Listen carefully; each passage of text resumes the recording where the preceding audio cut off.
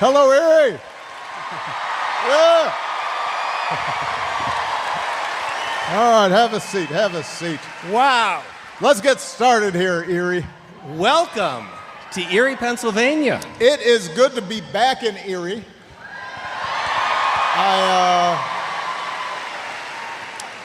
I was telling Steve that whenever I come up here, you forget how beautiful it is up here. It is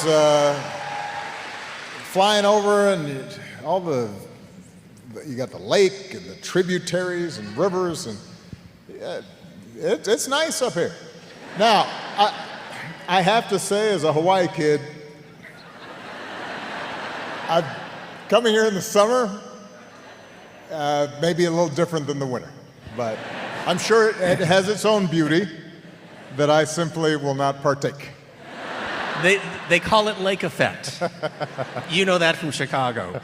Hey, before we start, the playlist, these were all your songs that they were listening to. You know what?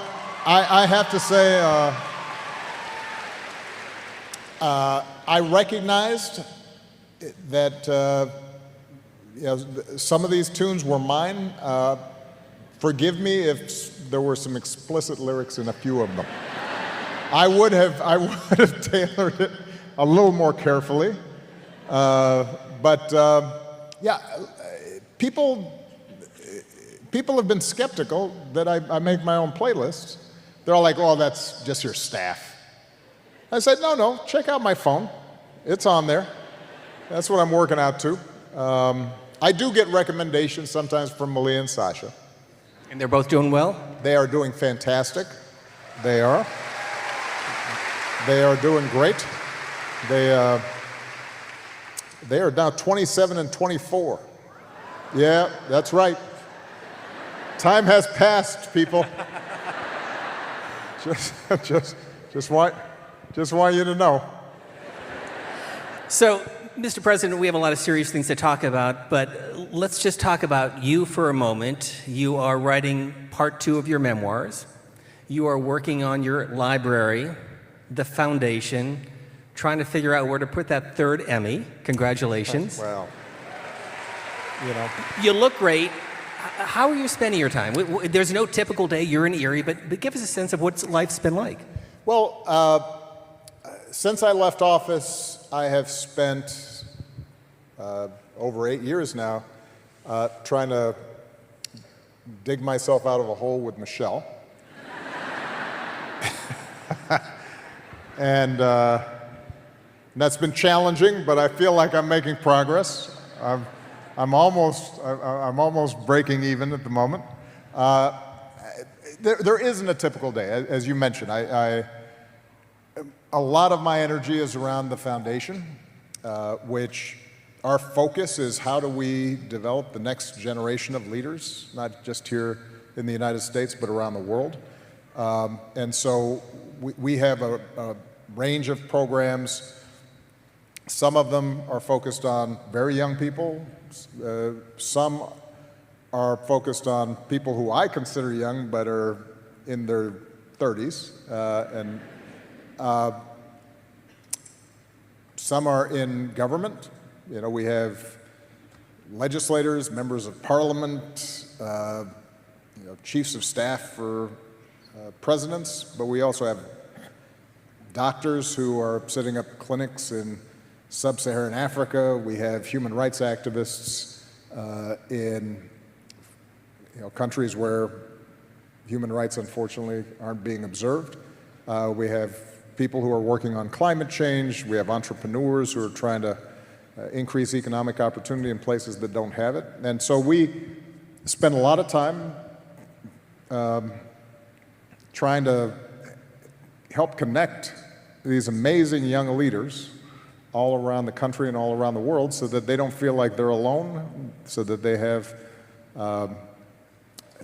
resources and mentors and training so that they can maximize their impact and make the world better. And so I spend a lot of time on that. We've got the presidential library was slightly delayed because it broke ground right as COVID happened, which, you remember that. That was a drag. But it's going to be opening next year, and we are thrilled with that. And so that'll be sort of the epicenter of a lot of the work that we do. I am writing, hopefully, only Part two. Part two, hopefully only until the end of this year. I am a slow writer. I write this stuff myself, and that's a bad habit I got into, as opposed to hiring somebody to write it for me. But it's interesting, obviously, looking backwards at sort of the journey I was on as president, and then trying to connect that to some of the events and challenges that America and the world face today. Well, speaking of the events of the world, you are in Pennsylvania, as you know, earlier this year, the governor's mansion, the subject of an arson attack, the tragedy in Minnesota back in June, the horrific murder in Utah of a conservative activist. Are we at an inflection point in our country? Where are we today? Well, we are certainly at an inflection point, not just around political violence, but there are a host of larger trends that we have to be concerned about. I think it is important for us at the outset to acknowledge that political violence is not new.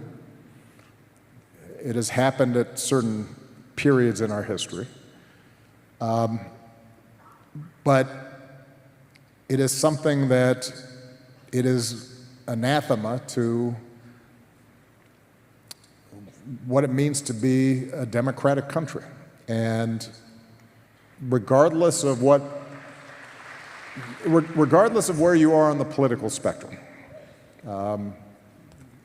what happened to Charlie Kirk was horrific and a tragedy.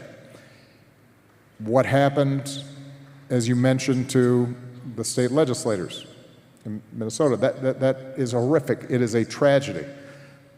And there are no ifs, ands, or buts about it.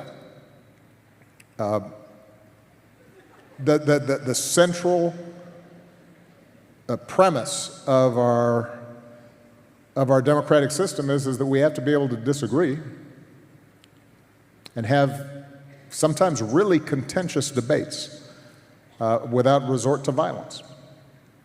And when it happens to some, but even if you think they're quote unquote on the other side of the argument, that's a threat to all of us. And we have to be clear and forthright in condemning it. Now,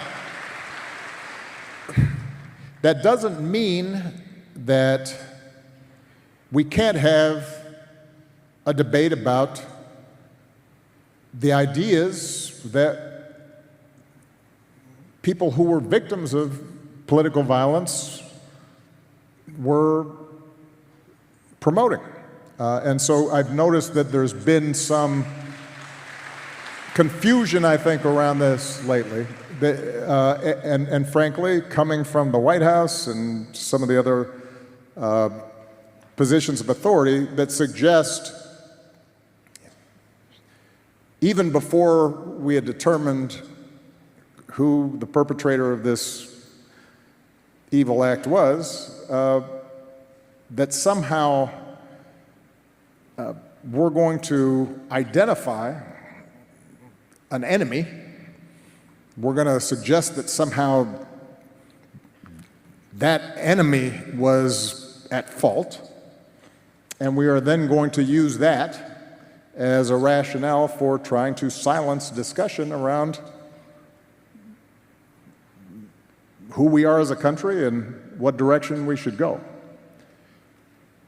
And that's a mistake as well. And so,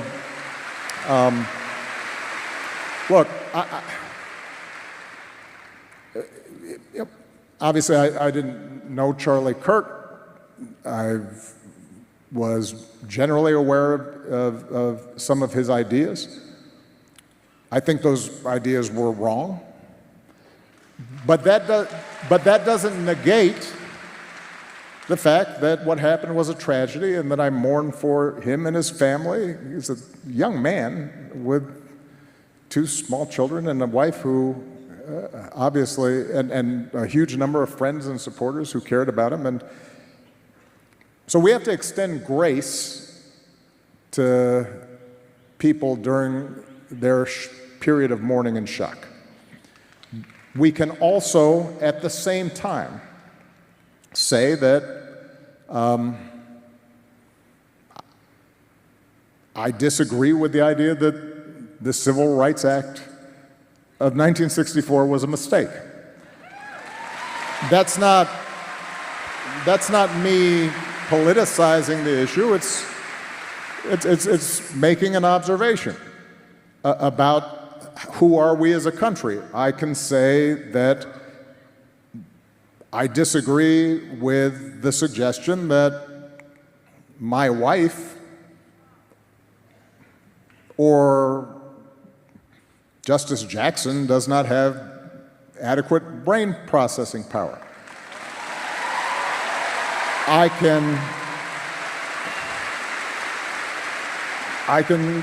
can say that I disagree that Martin Luther King was awful. I can disagree with some of the broader suggestions of that liberals and Democrats are promoting a conspiracy to displace whites and replace them by ushering in illegal immigrants. Those are all topics that we have to be able to discuss honestly and forthrightly, while we still insist that in that process of debate, we respect other people's right to say things that we profoundly disagree with. That's how we should approach this. Now, the last point I'll make on this, or building on a point I made earlier,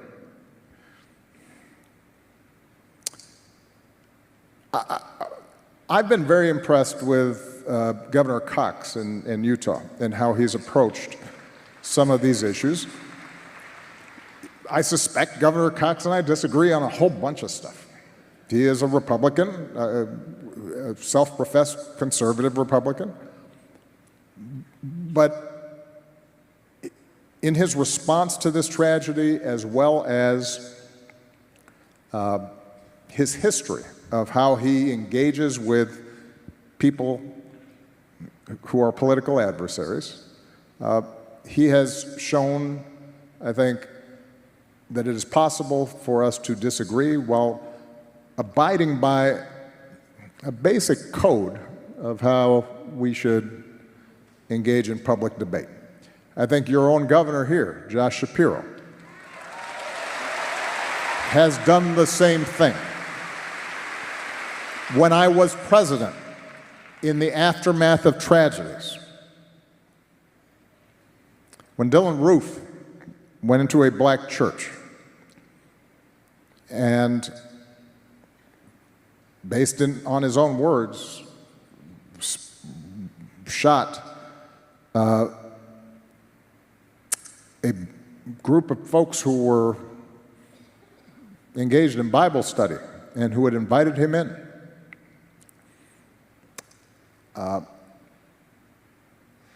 And according to him, it was for racist reasons.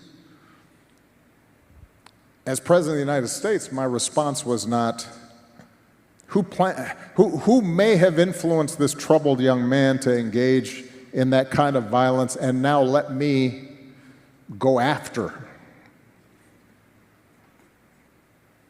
my political opponents and use that.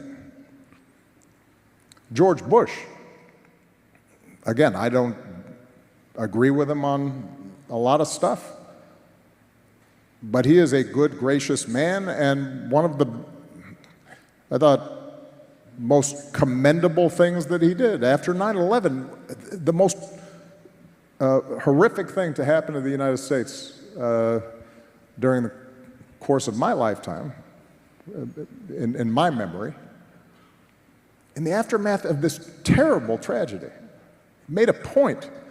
We are going to go after the people who perpetrated this. But he explicitly went out of his way to say, we are not at war against Islam, and systematically and repeatedly talked about how we can't use this as a way to divide and target fellow Americans. And so when I hear not just our current president, but his aides, who have a history of calling political opponents vermin, enemies, who need to be targeted, that speaks to a broader problem that we have right now, and something that we're going to have to grapple with, all of us, whether we're Democrats, Republicans, independents. We have to recognize that on both sides, undoubtedly there are people who are extremists and who say things that are contrary to what I believe are America's core values. But I will say that those extreme views were not in my White House. I wasn't embracing them.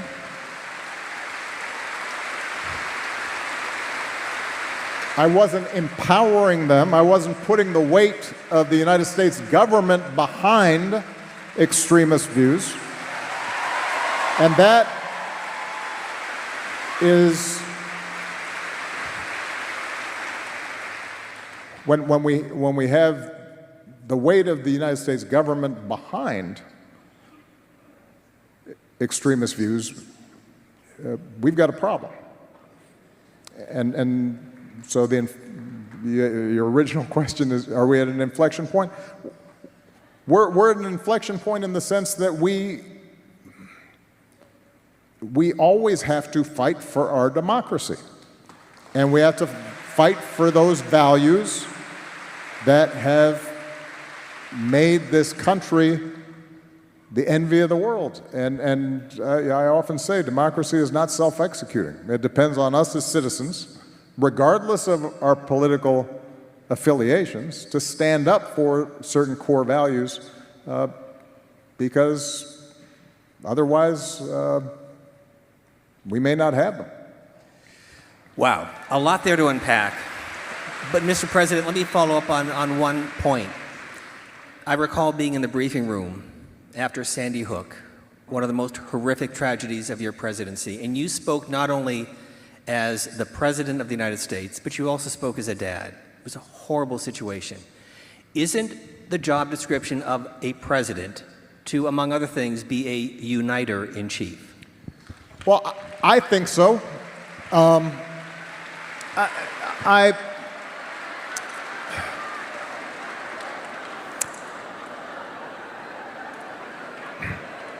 Sandy Hook was, I've said before, was probably the worst day of my presidency. It was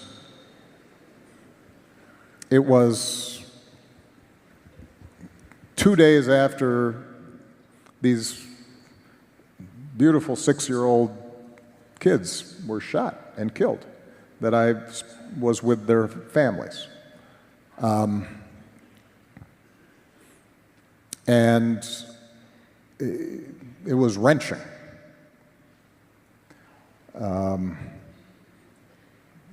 It's the only time I saw a member of my detail cry while they were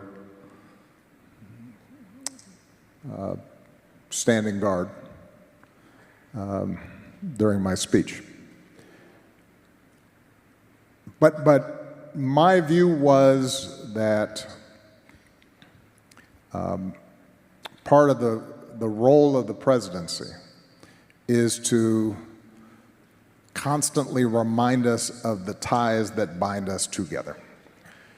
And we live in a big, complicated, raucous, diverse nation. I've said before, I believe, it is what makes us exceptional. There's never been an experiment like this, where you have people from every corner of the globe show up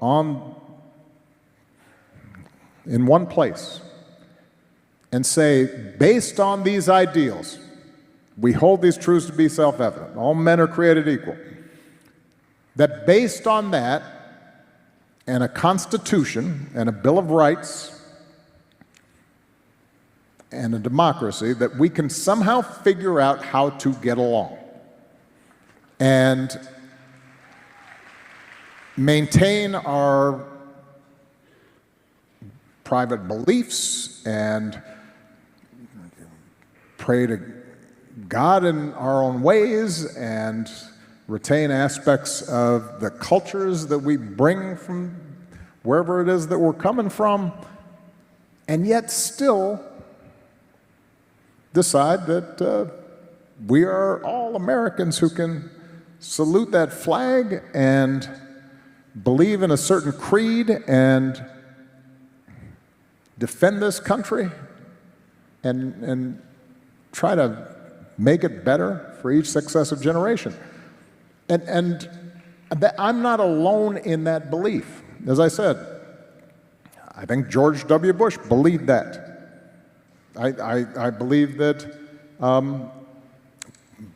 people who I ran against, I know John McCain believed it. I know Mitt Romney believed it. So this, what I'm describing is not a Democratic value or a Republican value. It is an American value. And I think at moments like this, when tensions are high, then part of the job of the president is to pull people together. Now that does not mean ignoring very real differences, serious, deep divisions. Those we'll always have, and we can talk about some of those and why it is that I think the country right now is going through sort of a political crisis of the sort that we haven't seen before.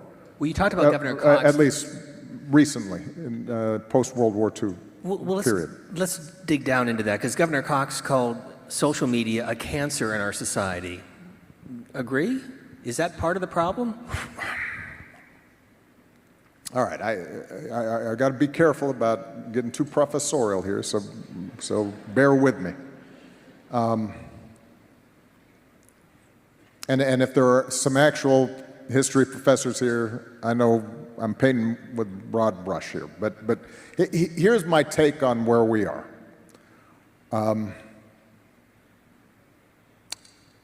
Everybody in this auditorium, more or less, grew up in a post-World War II era in which the United States and the world had just come through a succession of world-altering crises. You had World War I and the Great Depression and World War II, and 60 million people had been killed, and the Holocaust. And because of the extraordinary sacrifices of the greatest generation, people stepped back and they said, we have to do something different.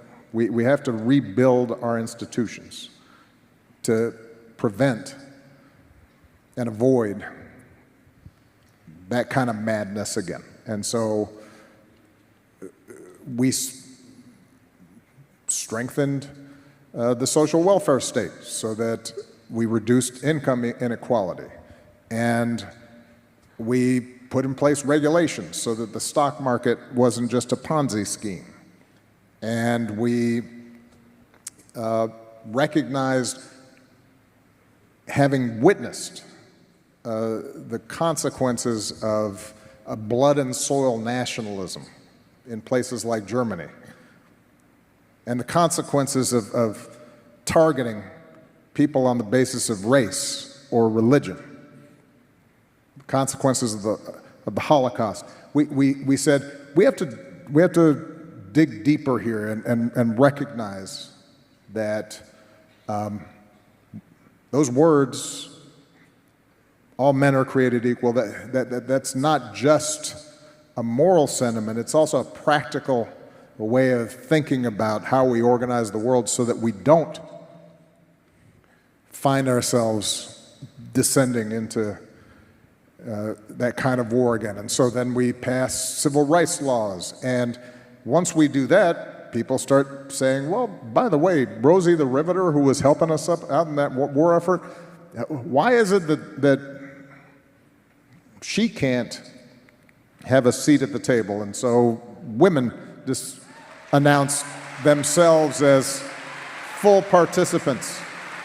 And so what we saw, 50s, 60s, 70s, terrible things happened during this period. We had Vietnam, and we had assassinations, and we had riots, and terrible tragedies happened all around the world. But we kept on overall seeing standards of living rise, and we saw America become more inclusive, and basic principles of equality and justice and human rights became the benchmark for the world. And so I think all of us, Democrats and Republicans and folks in between, we had disagreements, but we agreed on the basics. We agreed on rule of law, and we agreed on independent judiciaries, and we agreed on, particularly after Watergate, hey, let's have some oversight in terms of how the federal government and the executive branch operate. And we agreed that here in America, the military is not going to be involved in domestic politics because that's dangerous. And we said that the Justice Department has to be scrupulously non-political so that people trust the FBI and they trust and they trust the Justice Department. And we put in inspector generals to make sure that we rooted out corruption, and we protected whistleblowers, and we held up free speech as an example for the world. This is what happens when the marketplace of ideas can actually operate, and we don't go around punishing people for what they think and what they say. But there was broad agreement on those issues. And for a host of reasons, globalization that disrupts our economy, increases inequality, and for a lot of working people in America and also in Europe and some other places where they had seen steady rise, suddenly their standards of living aren't going up quite as quick. And people start feeling like they're losing ground and they get frustrated. And you start seeing changing demographics. Because, I used to talk about the fact that when I first got to the Senate, people forget this. Because I'm not that old. I mean, older, but, when I got to the United States Senate, I was the only African American in the Senate. And there was one Latino, two actually, two came in with me. Mel Martinez, a Republican, and Ken Salazar, a Democrat.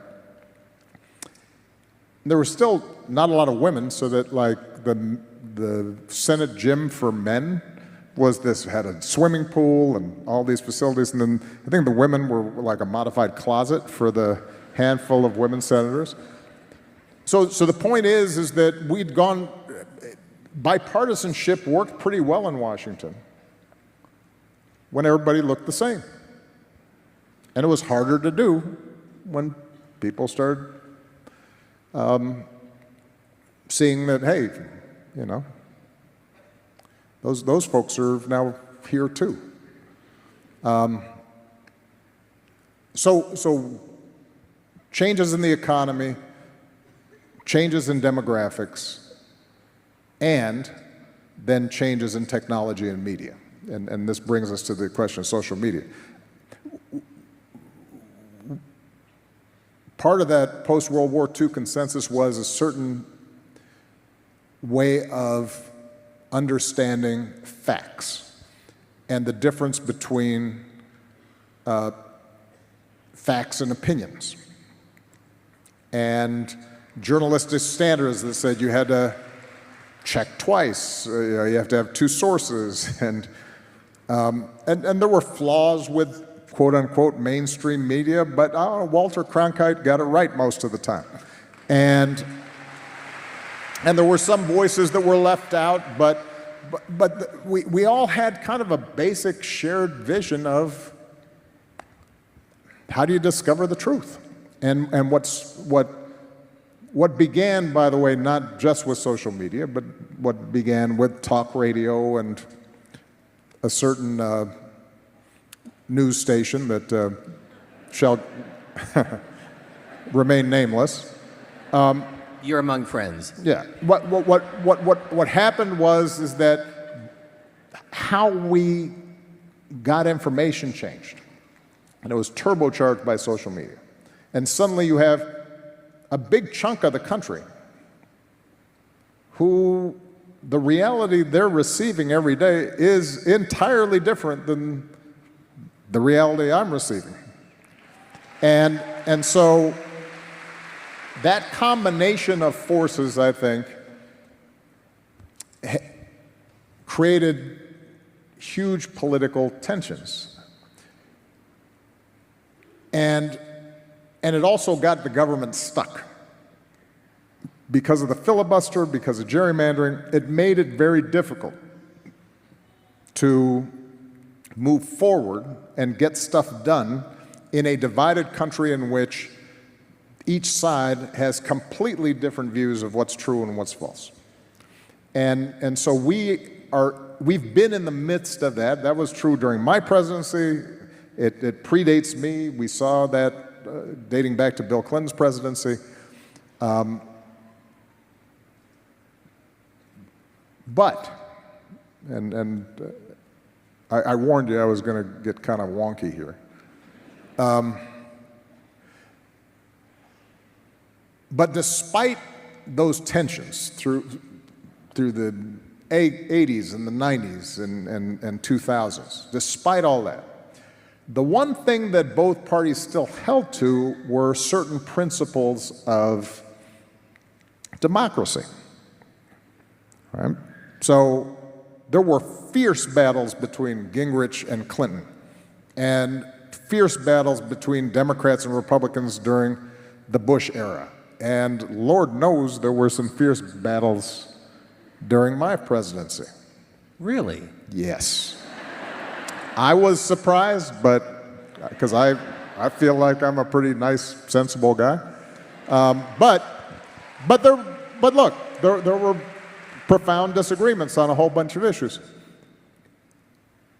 But you know what more or less held during this period was the sense of we still don't politicize the military, we still don't politicize the Justice Department, we still abide by the results of elections, we still respect judicial rulings.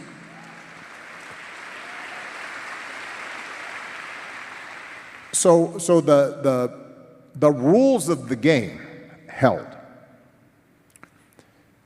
And I think what distinguishes us at this moment is a decision that's been building for a while, but a decision in this White House and within the party that controls both the White House and Congress,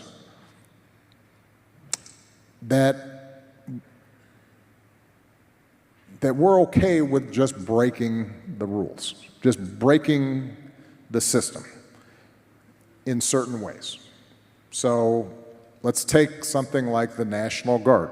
In Washington, D.C. right now, you have National Guard folks deployed who are setting up checkpoints. And they're working with ICE. And you have ICE agents who are checking people's IDs and stopping traffic. That's not something that we've seen before in a non-emergency situation. In Los Angeles, these ICE agents,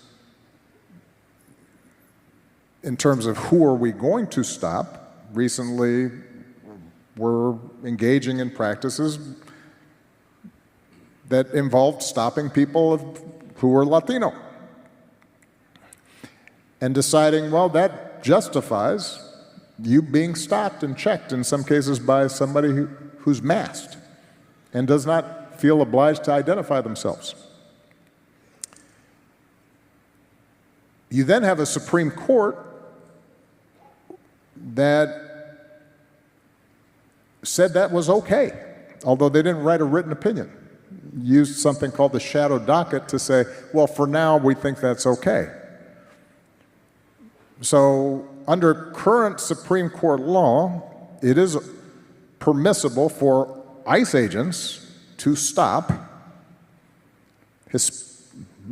people who look foreign, meaning they're Latino or some other ethnic group. Although I think Justice Kavanaugh clarified in a small concurrence, well, it's not just race or ethnicity, it's also that they have low-income jobs. No, I'm not making this up. Look it up. I mean, this was just a couple of weeks ago. So what you're seeing, I think, is the sense that through executive power, many of the guardrails and norms that I thought I had to abide by as President of the United States, that George Bush thought he had to abide by as President of the United States, that suddenly those no longer apply. And that makes this a dangerous moment. That's why citizens have to pay attention. That's why those who are in positions of power need to stand up on behalf of these norms and these rules. So, all right. I should catch my breath, I'm sure. Once a senator, always a senator. You just filibuster. You talk too long. So a very quick follow-up, because I recall George W. Bush reflecting on his presidency and getting advice from his predecessors. Has Donald Trump called you?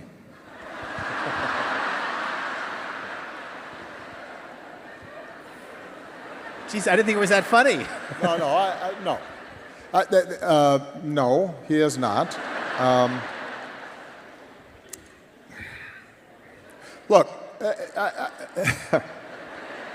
I want to say this, that these tensions in America are long-standing.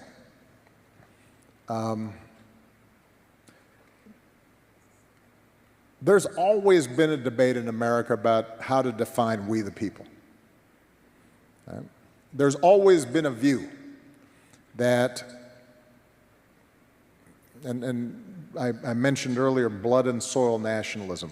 Recently, you've heard from people like the Vice President of the United States currently, making the argument that the idea that America is just a creed is wrong. America's also the people who've been here and their traditions, and essentially the argument is not a new one. I mean, there's an argument that was made from the start, which is there's certain people who aren't part of we the people, that we have a caste system in this country, and for a long time that was explicit and it was legal, and it said, black people aren't part of we the people, women are sort of half, kind of, part of the we the people, and through great struggle and mobilization and sacrifice and people standing up with moral clarity, and through a civil war, we changed that. And what's happening right now is that consensus that we thought we had gone through, that in fact we the people applies to everybody, I think that's being challenged directly. And that's a dangerous set of ideas, this idea that somehow we can go back to a system in which just some of us count, or some of us count more than others.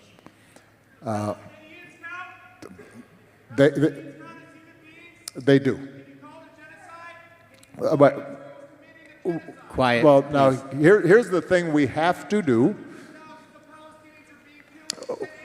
Would you like to come up and take the mic? I'm not making light of this, right? But here's I'm happy to talk about this if it's a part of the question. But again, some rules around how we talk. Well, yes, there are disasters and catastrophes everywhere, sir.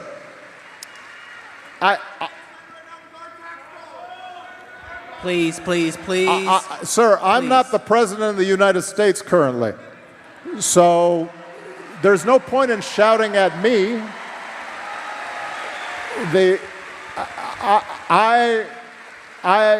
There's no point in shouting at me about it. I'm not in charge of foreign policy currently. Please. Well, there you go. But now listen. By the way, what's happened, I think we're going to have some time to talk about overseas, and I'm happy to address that as well, because these things are actually connected. I'll just go ahead and talk about it now. Part of what you see in the Middle East is the consequences of a mindset that some people are worth more than others. That we're each part of a tribe, and that it's a zero-sum game. And that, you know, my tribe is better than your tribe. That mindset, at some point, if you look at it, history, results in conflict. Terrible things are done on behalf of that idea. And so those who carried out October 7th had something in their minds that said, these families, these women and children that we are going to slaughter in cold blood are less than us. We are justified in perpetrating that kind of brutality. And those who are now saying, we're going to withhold food and medicine and shelter from millions of people as a consequence of those awful events. That also is dehumanizing the people in Gaza who are suffering right now. Now, I want to be clear, I'm not drawing equivalences. This is because this is part of how our debates get bogged down.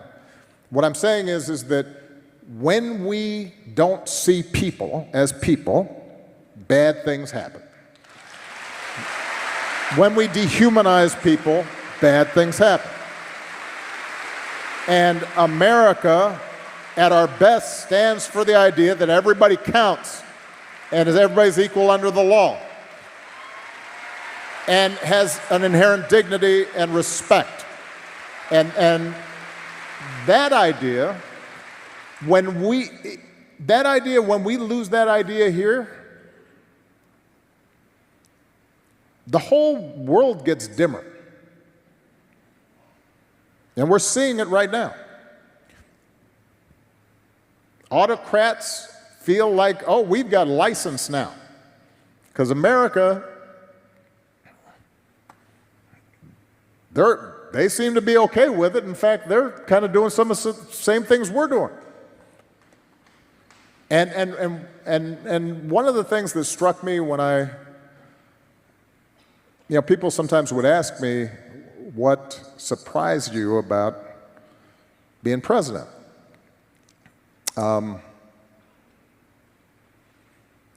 And I said, well, I knew we were going to be paying for our groceries, but I didn't realize like we had to pay for like toilet paper and stuff. And so we got to kind of budget this thing, make sure, basic household goods are taken care of. Still a good deal, free rent, plane, right? You missed a plane. The helicopter was even better than the plane. But the thing that surprised me about the work of the presidency is just how much the United States underwrites the global system. Like when there's a tsunami and people are in desperate need of aid, the United States is who they call. It's not Moscow, it's not Beijing. When there's a global economic crisis or a pandemic, it's the United States that is expected to help mobilize resources and come up with a cure. So when we decide, well, that's not our business, that's for suckers to help the rest of the world, well, then other countries start thinking, all right, well, we might as well, let's call Putin or let's call Xi. And they may not be able to help us as much as the Americans can, but at least they seem to be paying attention. Let me put a couple of other issues on the table. You're the Walkman generation, right? You had a Walkman growing up, didn't you? Embarrassingly, I think I may be I was too old for a Walkman. I think I kind of skipped the Walkman thing. Well, here's why I asked the question. But you clearly were. I can picture you with your Sony. Please You're don't go jamming to there. your tunes. What were you listening to on your Walkman? Fess up, Steve. I'll tell you backstage.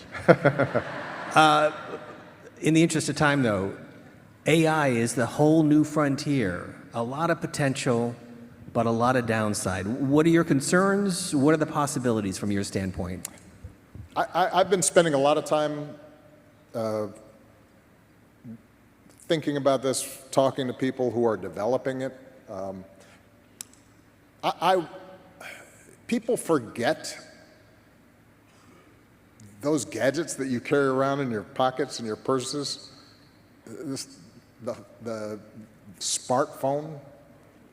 I mean, I was 2 years into my presidency before that thing was even really sold. It's just not that. It's only been around for 15 years now. So the transformation that's taken place technologically, I sort of tracked, right? I was the first digital president, effectively. AI, based on what I've seen, heard, is going to be more disruptive than social media or the internet. And it's going to happen faster. And, I talked to somebody who works for one of the large frontier companies that are developing this, who's a thoughtful person and brings real human values to it. Not all of the people who are developing it seem to be as focused as he is on it. And I asked him, well, what do you think this is going to be like? What's the analogy? And he said, I sat with a group of our engineers to discuss what this technology could mean. And the best analogy we came up with was this is likely to be like electricity. Really? Now that's a pretty heavy thing, electricity. The difference is electricity kind of developed and was introduced into our lives over the course of several generations. And this is coming over the next few years. It's already here, actually. So let me describe very quickly what I think we can say with some certainty. And this is going to be a big technology, and it's going to be a disruptive technology. It has enormous potential to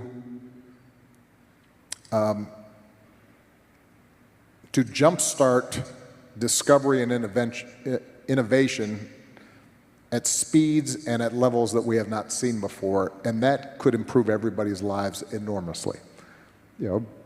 If the most powerful models of AI, artificial general intelligence, gets developed, let's say, over the next 5 to 10 years. It is possible, because the definition of that is that it can do some things that humans can't do. We could get a cure for cancer. We could get nuclear fusion. We could come up with zero-emission carbon mechanisms that would slow the warming of the planet and be good for everybody. So it has this enormous potential for good. Here are the downsides. There is the sort of science fiction risk that we'll all be bowing to our robot masters. There is a non-zero chance that happens, by the way. I don't think it's likely, but people who develop it, I think we should, make sure we know how to turn off the switch if Good idea. If Hal gets out of line, goes haywire. For those of you who are younger, that's a reference to a Stanley Kubrick movie, 2001: Space Odyssey, worth checking out.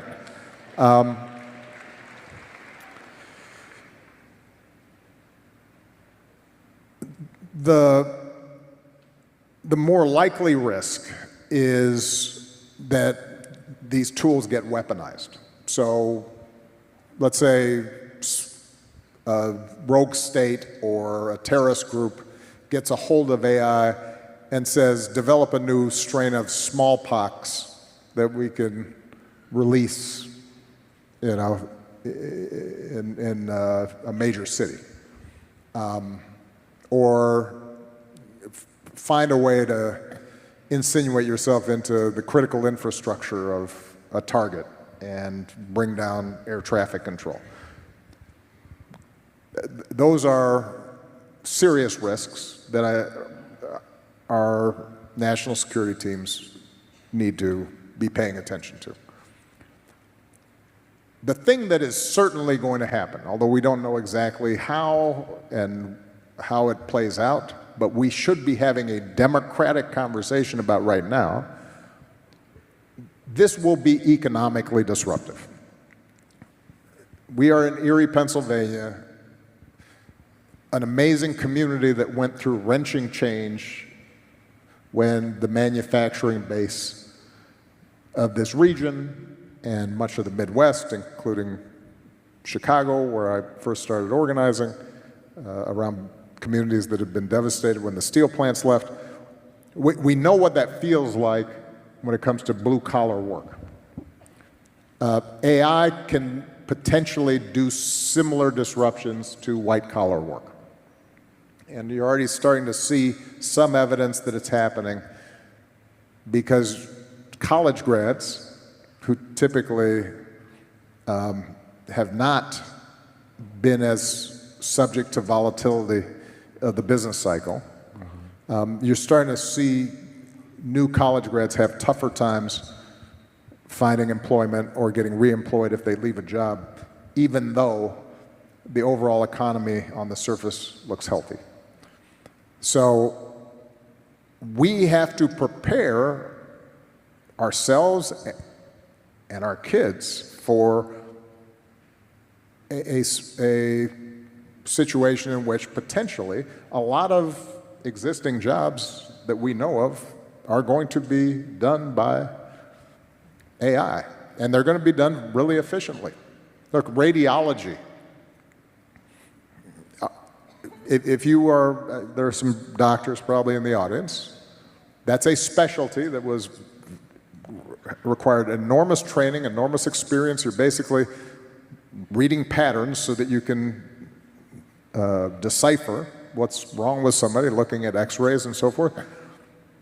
That's something AI can do really well. And so that's just one aspect of a really highly skilled discipline that is going to be challenged. Now, there are always going to be people who are really good at using these tools, the very best of the best, and they'll be even more effective because it'll augment the skills that they already have. But there are going to be some folks who, sort of the average person in those occupations, where they'll be replaced. And so we're going to have to prepare for that. And we're not even having that discussion, and this is going to happen quickly. And this should, rather than some of the debates that we're having, like we shouldn't have to debate, not militarizing or politicizing our military. We shouldn't be debating that because it shouldn't be happening. We should be debating what are we going to do when some of these economic disruptions take place, because we should start preparing for them. The second thing that I think is almost certain to happen, all the challenges that we talked about earlier, Steve, about social media, are going to be turbocharged. If you think it's hard right now to figure out what's true and what's false, it's going to be harder when and it's already almost here, but it's just going to get better and better. It's hard to distinguish not just whether what you're reading is true, but what you're seeing is true. And that also can be weaponized in ways that divides our countries. And so we're going to have to give more thought to how are we going to educate ourselves and educate our children to be able to sort through opinion and fact, sort through what's true and what's false. And we're going to have these conversations in a more democratic way, because we have not seen technologies this powerful being developed by essentially 5 companies, plus a handful of companies in China, that are going to determine all of our fates in a lot of ways, and our kids' fates and our grandkids' fates. And we're not having a public conversation at all about, well, should there be some guardrails around how that gets developed? And so I'm hoping that in the midst of all this other stuff, that is a topic that our elected officials start paying a lot more attention to. I think that it is possible for us to get the benefits of AI and guard against some of these risks. And I think the U.S. can still win the competition in developing the most powerful models, but still do it in a way that is consistent with democracy and consistent with public input and public values. Before we get to our final few minutes lightning round, you've given us a lot to think about. And I just want to, on behalf of the citizens of Erie, the Jefferson Educational Society, the sponsors, and the people who have traveled far and wide, thank you. Thank you for your insights. Thank you for your voice. And thank you for challenging us, because we need to be challenged. So with that, we have a little lightning round. I think the next best thing that happened in Chicago with your election was Pope Leo. We have a picture. There he is. He's also a Sox fan. Well, that's actually me. That's not him. I am a White Sox fan. That's a tough thing, right? It's been a tough thing for about 15 years now. But the new Pope is not only from Chicago, but also a White Sox fan. Now, I'll point out that picture was when I threw out the first pitch. Well, maybe not. What I was going to say is the last time we won a World Series, I threw out the first pitch at the conference championship, ACLS, and so maybe there was some direct correlation there. I'm not sure. It's also when the Blackhawks won repeatedly while I was in office, so I feel like I made a contribution. But Pope Leo, south side of Chicago, I mean, Love how that cool. guy. In all seriousness, I haven't had the pleasure of meeting him. What impresses me about him is he is pastoral, right? He devoted his life to directly helping and caring for people in very difficult environments. And if there's one aspect of Christ's teaching that I feel most deeply about, it is the notion of caring for the least of these, and he reflects that. He practices that, doesn't just preach it. Photo number 2, 21 years ago, Boston, and your speech about not a red America, not a blue America, but a red, white, and blue America. How did that come about? Well, nice tie, by the way. Yeah. look, I just look so young. I can't, sometimes I'm shocked that anybody voted for me. It's like, look at that baby.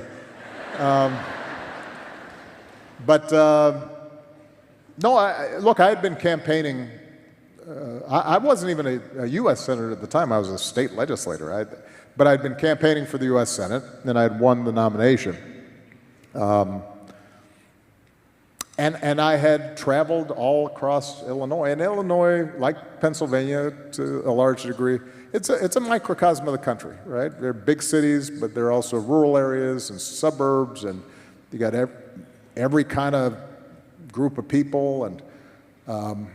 And so traveling around the state and just being in conversations with people at VFW halls and Friday night football games and county fairs, you get a sense of who we are. And I deeply believed, and I still do, that we're less divided than our politics would indicate. And that, but what's happened is that this nationalized ideological struggle that profits media of a certain kind to promote has seeped into us through our phones and addled our brains, so that it used to be, you could go to Thanksgiving or, stand on the sidelines at a soccer game and you're not worrying about, like, are you a Democrat or a Republican? Because it's like, we're here to see the kids, or, pass the mashed potatoes. And that, I think, is what prompted that speech. I wrote it while I was still campaigning and I was still in the legislature. I confess I wrote it longhand while most of the time in the hotel where I stayed at in Springfield, Illinois, the state capital, while watching the Chicago Bulls. So there you go. That's the story. Your administration, sad to say, was not without at least one major scandal. Yeah. I'm going to ask if we can put the photograph on the screen. Do you know there's a wiki page that said Obama tan suit scandal? You know what? I'm rocking that suit.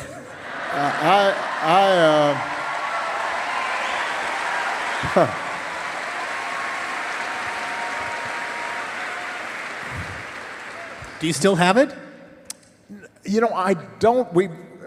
For the library, they wanted it, and I think I gave it away. It turns out, even though it was very stylish at the time, suits were baggier then, and so I never wore big, super baggy suits, but when I left the presidency, I'm going through the closet because I'm not wearing suits as much, and I'm never wearing ties except funerals or weddings, or if a head of state comes to visit or something. So I was going through the closets, and I tried on a couple of these suits, and man, I was swimming in them, and so I gave them away, and I don't know where that is, but that was kind of crazy, wasn't it? I mean, people being mad about that was like, and the weird thing was that there were all these pictures of like Ronald Reagan in a tan suit and George Bush in a tan suit, and I thought I looked better than them in it, and I don't know. It was interesting.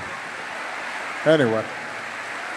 So this has been a lot of fun. Mr. President, you met a handful of Erie school students. I did. They were very impressive young people. In advance of your visit here, and thanks to the superintendent and the Erie School District, they had 2 days of community service to feed the homeless, to clean the graffiti, to help clean the streets of Erie, Pennsylvania. How about a round of applause for those students in the Erie School District? Fantastic. So my final question,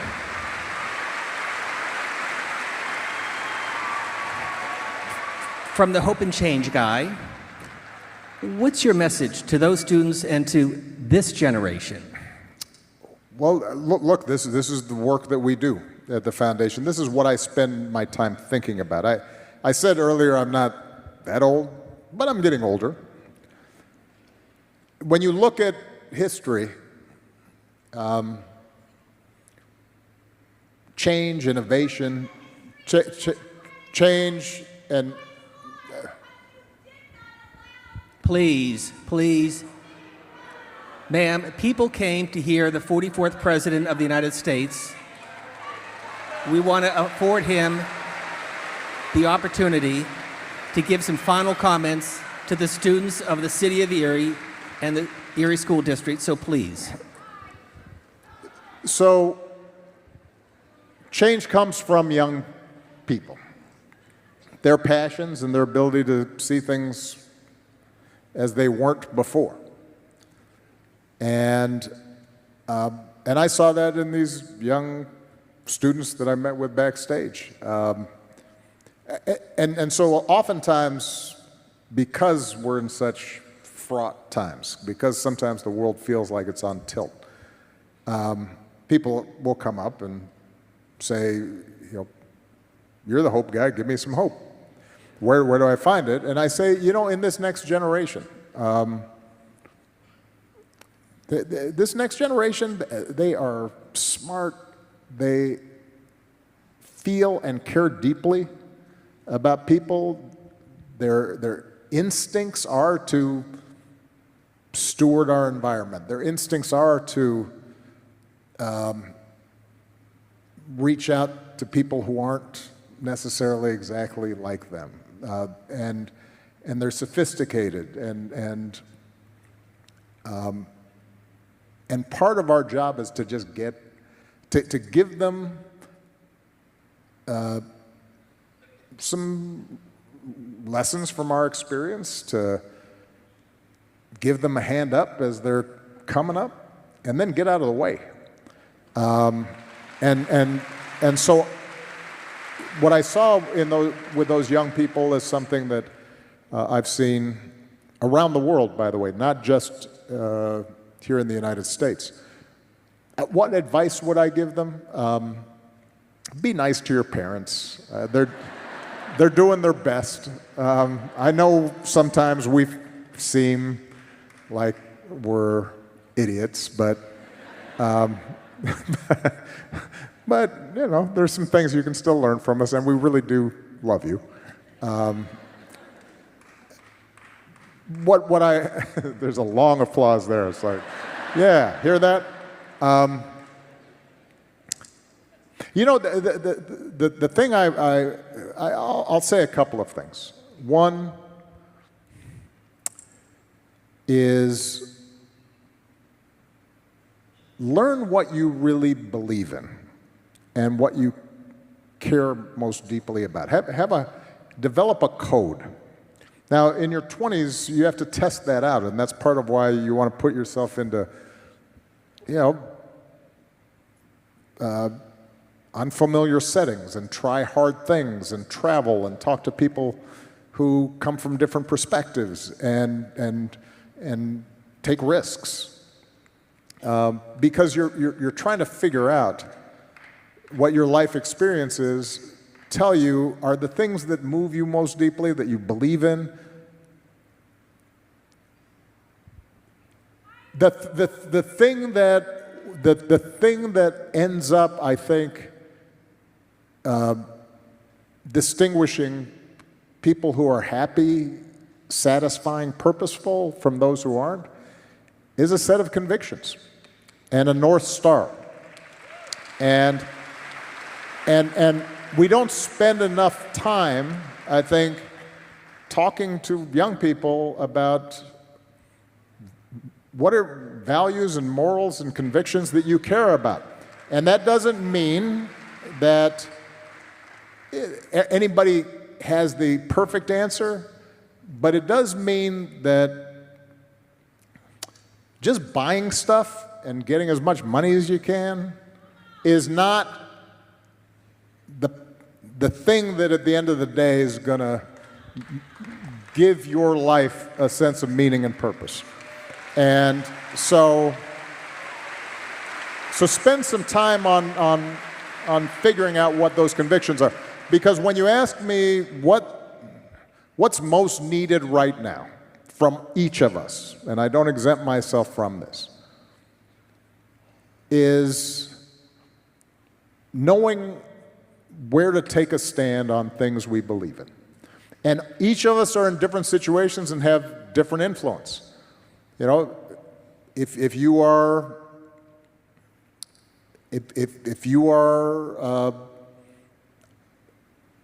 a Republican in Congress right now, you don't have to, you can agree with all kinds of stuff that the president's doing, but then there maybe are some things, if you don't agree with them, say so.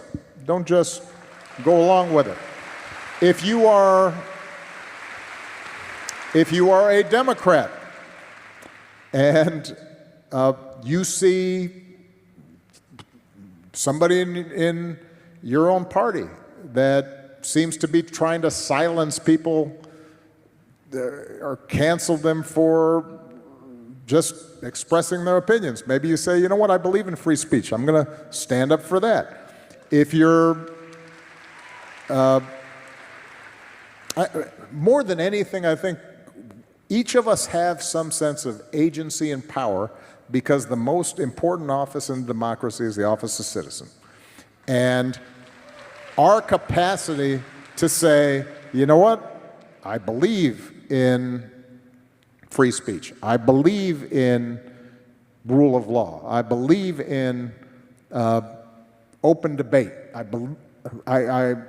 do not believe in violence against people who I disagree with, or because they are of another race or they're of another religion.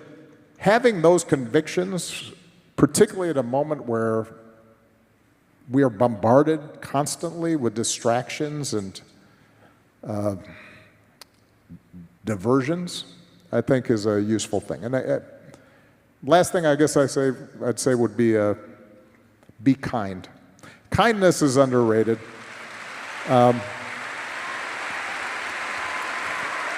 We used to tell our daughters, if you summed up all the advice that Michelle and I gave to Malia and Sasha, you could probably summarize it by saying, be kind and be useful. And they're both, and they turned out pretty good. So we'll send our best to the First Lady. Will do. Thank you, Erie. Thank you. Good to Mr. talk to President. you.